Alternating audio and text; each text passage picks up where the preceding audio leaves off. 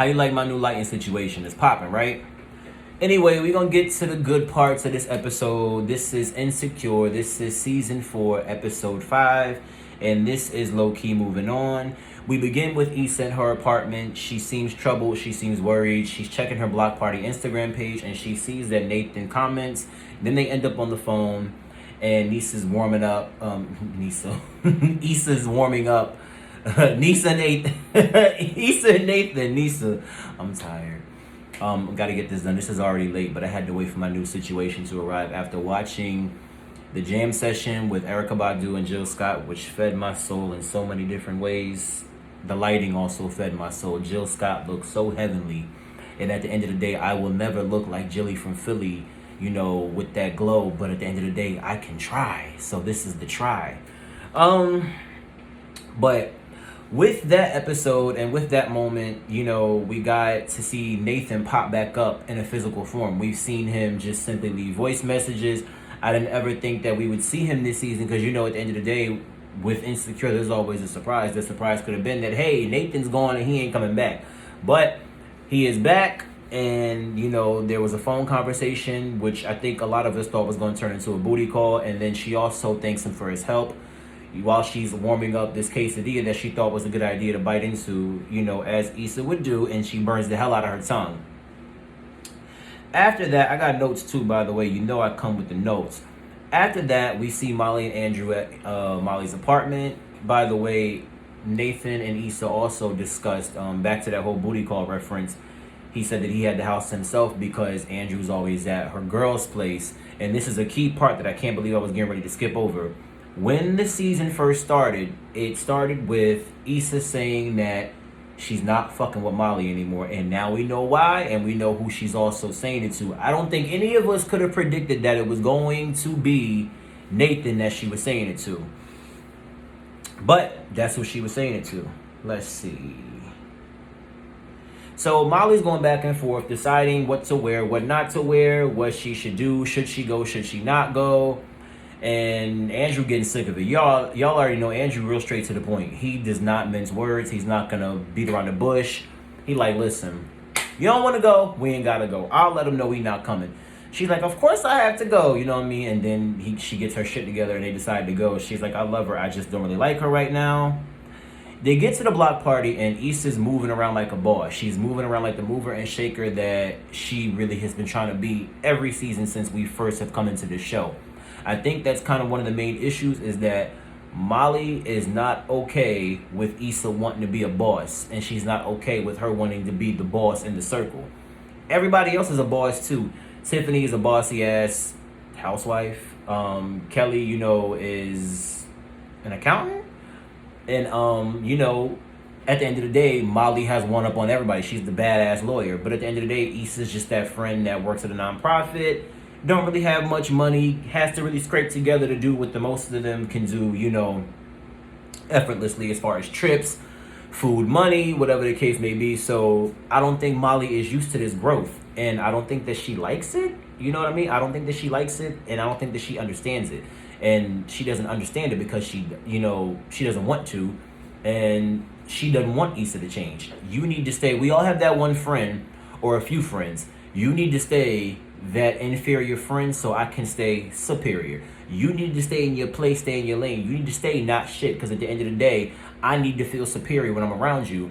And I think that's part of the problem with Molly and Issa's friendship, relationship. Molly needs to feel superior, because if not, she's extra miserable, more miserable than she usually is, which since season 1, she's been pretty miserable and finds an issue in everything. Anyway, I digress. They get to the block party. Issa moving around. She has a real assistant, an intern named Koya. And, she ain't got no more fake assistants like when she answered the phone and, she was her own fake assistant. Now she got real people working for her, courtesy of Condola, a.k.a. Canola Oil. And there's a spoken word girl on the stage, and, she's real oppressed and depressed. She's talking about SWV sisters with voices, and she's selling purses in the back. And Issa like, get her the hell off the stage. We ain't oppressed today. Condola shows up, and basically she's just there on business. No more the friendly hee hee ha ha between her and Issa. The camaraderie's kind of gone. And Issa's like, did I do something wrong? She's like, oh, you must not know. Lawrence and I broke up. Issa seems shocked because at the end of the day, she truly wanted them to work, and she's, from what we know, cool on Lawrence. This has been taking the most of her time. She's been trying to get her businesswoman on. And it's just awkward between the two of them. Now, Molly did somewhat warn Issa that this could happen and things could get messy, but at the same time, Molly, you nor Tiffany nor Kelly were going to help this woman put together something that was going to make a dream for her come true. None of y'all were checking for it like that. So the one friend on the outside of the circle that you didn't like and that you didn't want her to be friends with was the one that was willing to help her make it happen. Anyway, Condola's saying the sponsor's running late and, they're going to be there to hand out freebies. And what else did she say? Condola says everything looks great. And I think that's basically it. Let me see. Oh, and she says she's there to check in on the vendors as well. Let's see. Kelly, Tiffany, and Derek pop up, and then they're at the step and repeat. And then Koya lets Issa know they're over there at the step and repeat. And Issa says black people always stepping and repeating. And did she say black people or did she say niggas? I forget. And Issa's looking around, and she seems a little bit upset that more black people aren't there because that's the reason that she's doing this event. It's for the culture. It's for black people. It's to keep the spirit of this black neighborhood alive before gentrification takes over and before it becomes whiter than white and it's a shell of itself. She wants to keep the spirit going. She wants to keep the culture thriving. She wants to keep black businesses and black people and black culture in its place where it belongs in this neighborhood. And that's important in a lot of neighborhoods. I really appreciate the message of that because at the end of the day, a lot of neighborhoods are being taken away due to gentrification and you don't even realize what it is anymore. It's like, wait a minute, that street used to be that and that neighborhood used to be that way, and then it's completely changed and it's completely whitewashed. Black culture, Hispanic culture is just all gone. The Latin culture from certain places on the West Coast is gone, and so is the black culture, and vice versa on the East Coast as well. Anyway, again, I digress. Let's see. Step and repeat. Kelly wants to do pose. She wants to do sexy, then cute, then jail. And then some kids are laughing and calling him old. Derek spazzes out, followed by an apology and just says that he's tired. Let's see. Tiffany says something about wanting to leave her baby at the grocery store. And I think that she's joking, but then again, she's Tiffany, so we really don't know. Kelly also tells Issa that she didn't understand the block party, but she's proud of her, and she understands this whole dream now. Let's see. And Kelly also pops into a British accent. Shout out to Natasha Rothwell. She's also a writer on this show. She's also starring in a bunch of other things. She was in Like a Boss. I believe she was in Sonic the Hedgehog. Sonic the Hedgehog. Is that how you say it? Hedgehog? I don't know. Sonic. I believe it's Hedgehog. Anyway, she's hilarious. She's my favorite character on the show. And this is one of the many reasons why. Because she's a damn nut. Anyway, she switches into a British accent because she met her date and she had a British accent. I have no idea why Kelly had a British accent when she met dude, but she did, and she's gonna maintain that. She's gonna stick to this lie. You keep the lie alive. That is what she's doing, and she letting everybody know, listen, I was British when I met him. I'm gonna be British till the end of this damn thing. Let's see. Amine actually plays Kelly's date. Let's see.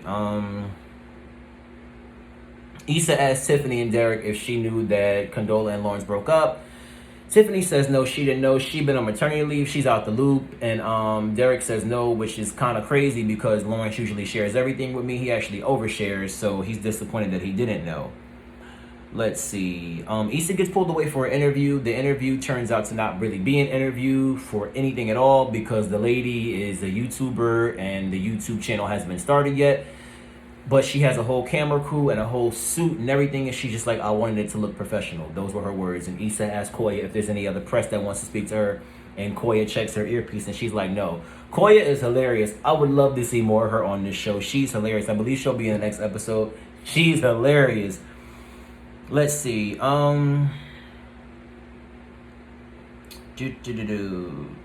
Molly gets there, and her and Issa have this awkward hug. Almost like a corona hug, you know what I mean, without the mask. And And it's just awkward, Issa says she's surprised that she showed up. Molly goes, "Of course, I'm your best friend. Why wouldn't I show up?" And Issa's like, "Oh yeah, of course." Gets even more awkward. Then Issa's brother Amal pops up, greets everybody, tells them they all look good. He ignores Kelly. Him and Kelly always got smoked. They don't like each other. And then Kelly goes, "Hello, Amal." And then he's like, "Yeah, I know, I seen you." And she said, "Yeah, I seen you in your shirt." And she tells him shut up. Or no, excuse me, Issa tells him all to shut up because he mentions that, "Did you hear it was gonna rain?" And after that, I believe Darius Logan takes the stage after that. And then we cut to Amal, Kelly, and her dude. And Amal sees Kelly with his accent.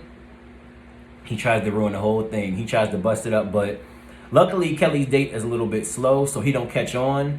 And he tries to explain the different branches of government in America to Kelly. And then, it just, that's the real treat throughout the episode.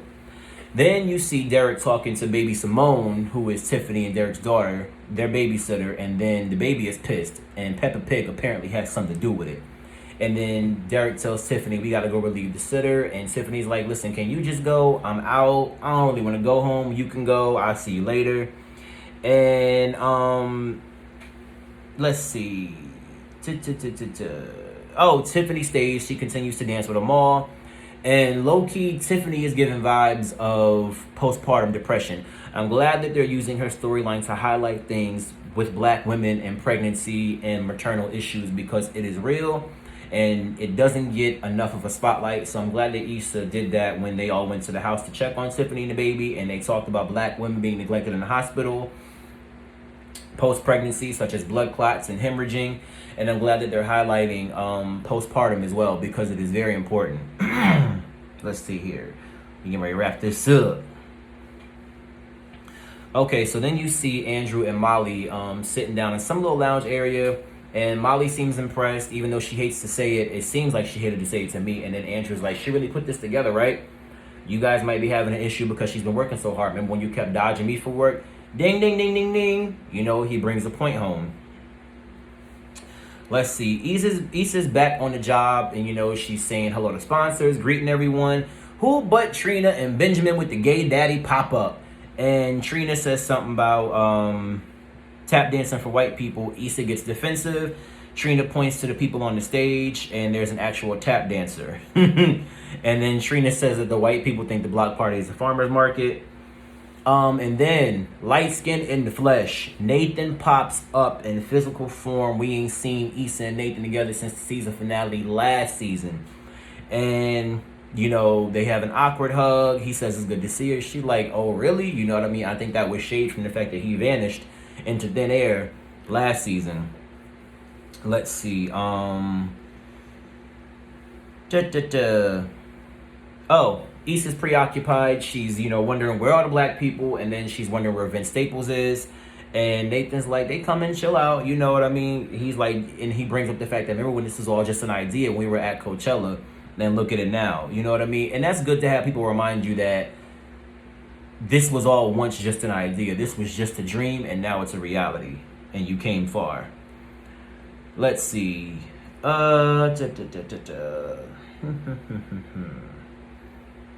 So after more acts get on the stage, let's see. Black people start to pop up the way Issa wants, and then Molly comes over to see Issa because Andrew reminded her, look, she's working hard, and she brings her something to eat. And then Issa, is like, I really didn't eat at all. And Issa appreciates it, but before they can talk, and before, because it looked like Molly wanted to apologize, and before an apology could get out, and before Issa could even eat, Issa's assistant tells her that Vince Staples is there, and Issa has to leave again. And it looks like Molly is finally beginning to understand Issa's growth and, a little bit of this path that she's on.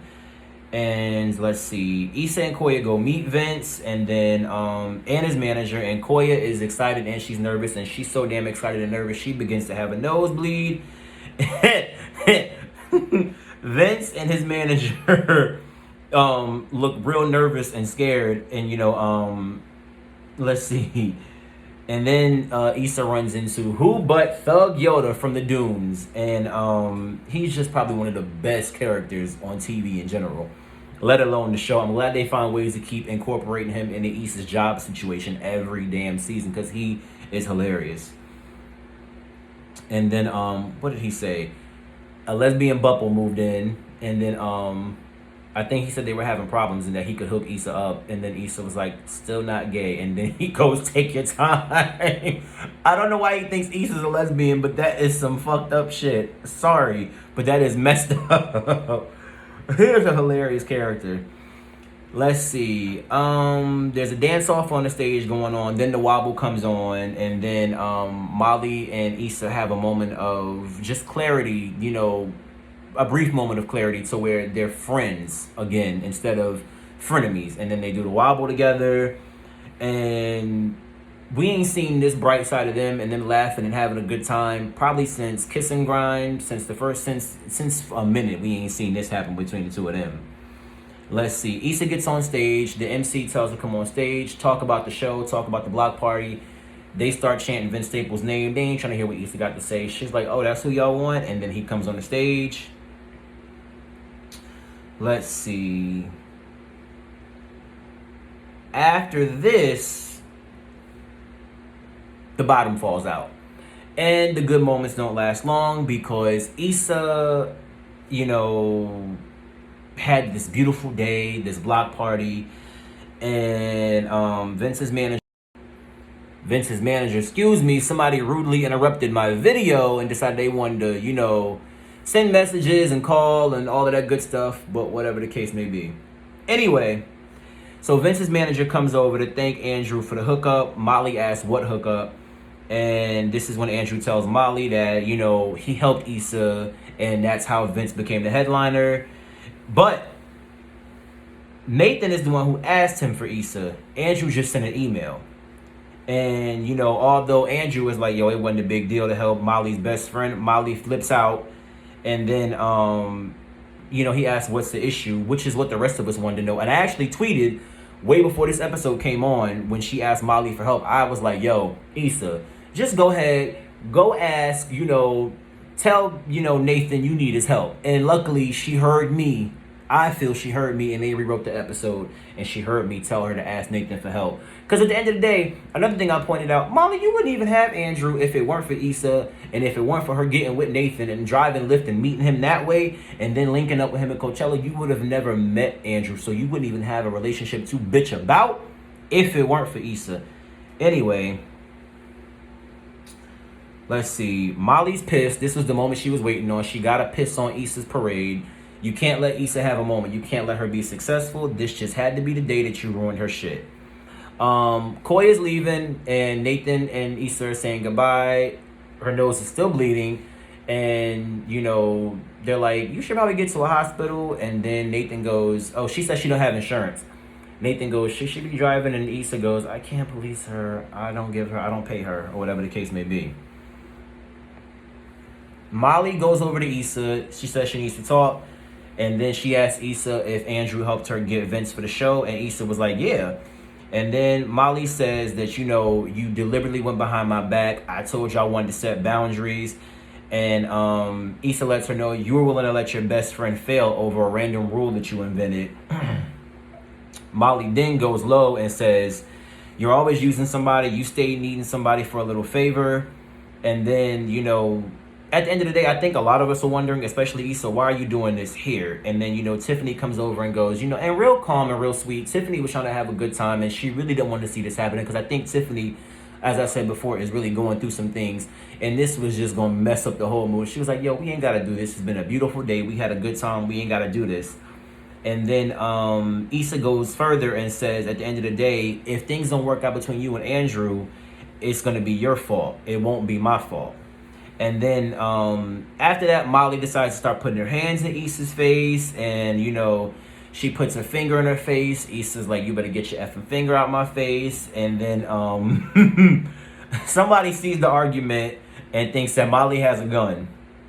And just like that, the whole thing goes to shit. One of the men at the festival goes, niggas can't have nothing. And probably the best part of the season so far and of the show is when Kelly is screaming and running away, And her date is like, yo, where did your accent go? And Kelly shouts out, nigga, I'm from Philly. that took the cake. That took the whole damn bakery for me. I'm telling you, Kelly is. If they gave Kelly a spinoff, I wouldn't be mad. Or even, like I said, an episode just centered around her because she's a damn fool. And so am I. I think that's why I like her and Chad so damn much. People tell me that I'm a mix between them anyway, so I take it. I receive that in the name of Jesus. Let's see. And just like that, it ends. Amal was right. It was gonna rain, and it rained right after the festival ended, after everybody left and ran off. And then, it's just like, what did you guys think? Do you think Issa and Molly will bounce back? Do you think it's done for good? Insecure has just been renewed for season 5, by the way. But how do you think this is going to pan out? Who do you think was wrong? Do you think Issa was wrong for asking Nathan for Andrew's help? Do you think Molly was wrong for denying Issa any help? And, and do you think she was wrong for confronting her and starting all of that at the block party? Let's see. And do you think Issa will have a career after this festival too, after the way things ended? What do you think of the reviews? You know what I mean? Because at the end of the day, somebody saying somebody has a gun at a public festival, at a block party that she worked so hard to put together with a bunch of black vendors.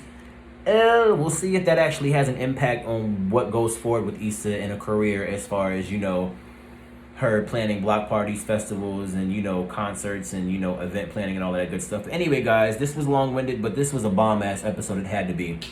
So, comment, like, subscribe, share. Tell me what you thought. Tell me what you want to see the next episode. Again, who was in the wrong, and what did you think of this episode?